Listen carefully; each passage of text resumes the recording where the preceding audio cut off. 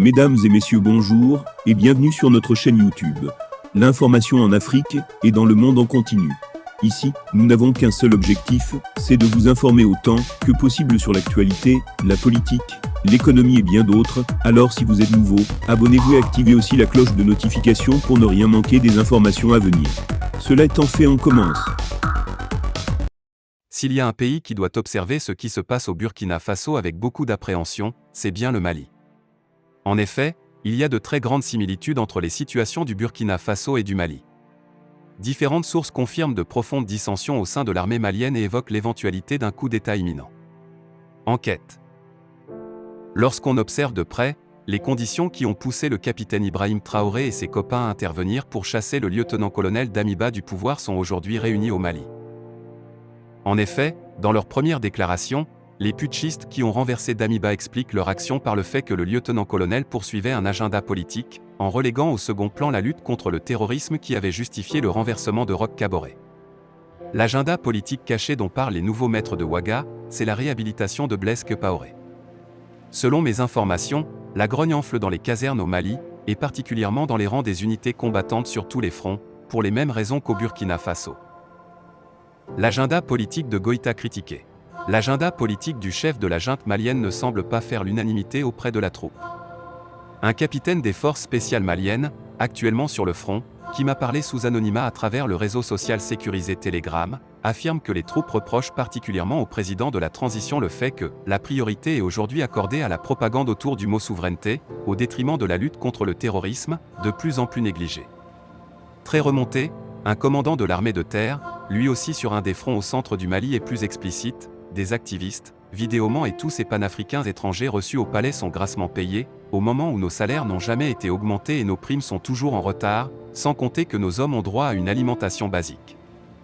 Le jeune capitaine s'interroge sur l'agenda réel du président Goïta qui distribue à grande pompe des forages à Bamako comme un politicien en campagne, alors que dans nos différents casernements au centre ou au nord, nous sommes réduits à consommer une eau sale et impropre, même pour les animaux.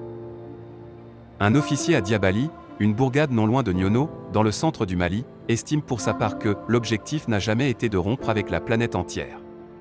Nous sommes en palabre avec la France, tous les pays de l'Union européenne et, pire, nous avons transformé en ennemis la Côte d'Ivoire, le Sénégal et le Niger, des pays avec lesquels nous avons des liens multiséculaires. Même les Tchadiens qui étaient à nos côtés dans les moments les plus difficiles, nous nous sommes brouillés avec eux. Pourtant, nous savons que le Mali seul ne pourra jamais gagner contre un terrorisme à caractère transfrontalier. Un sous-officier des renseignements à Gao ne pardonne pas le fait que toutes les emprises où l'armée française s'est retirée ont été occupées par les groupes terroristes, ce qui démontre que nos autorités, occupées à faire de la propagande à Bamako, n'avaient même pas prévu un plan d'occupation du terrain après le départ des Français.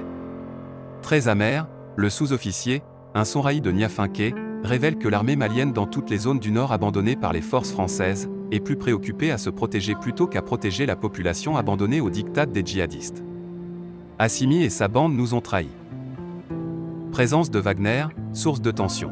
Un autre militaire malien, un sergent-chef en poste dans la zone du Sahel occidental fulmine, avec 6 500 000 francs CFA par mois, un soldat de Wagner touche le salaire de plus de 100 militaires maliens. Puis de conclure, désabusé, si tous ces milliards qu'on gaspille sur Wagner, sans aucun résultat sur le terrain, avaient été investis sur notre propre armée pour acquérir des équipements et recruter plus d'hommes, nous aurions déjà obtenu des résultats palpables. Des sources diplomatiques et sécuritaires à Bamako indiquent qu'au sein même de la junte, des dissensions relèvent désormais du secret de Polichinelle. Il y a deux camps qui s'observent et se surveillent dans le groupe des 5 colonels qui ont renversé Ibeka, affirme une source diplomatique au Mali généralement très informée. J'ai pu recouper cette information auprès d'un officier supérieur des services de renseignement maliens avec qui j'entretiens une amitié de plus de 20 ans. Entre Assimi et Dio, l'ambiance est similaire à celle qui régnait entre Sankara et Compaoré, quelques semaines avant que le second ne renverse le premier. Toutes nos informations, surveillance, analyses et renseignements sont formels sur le fait que le colonel Dio, numéro 2 de la junte et président du Parlement de transition, n'attend que l'occasion idéale pour renverser le président. Dans l'entourage du colonel Goïta, l'on se veut rassurant. La DGSE, Direction Générale de la Sécurité d'État, nous a régulièrement alertés et nous avons pris toutes les précautions. Tous les mouvements de Dio sont surveillés et nous avons fait de sorte qu'il se sache surveiller, pour éviter qu'il ne commette une erreur qui lui serait fatale, m'a déclaré un des hommes en charge de la sécurité du chef de la junte malienne.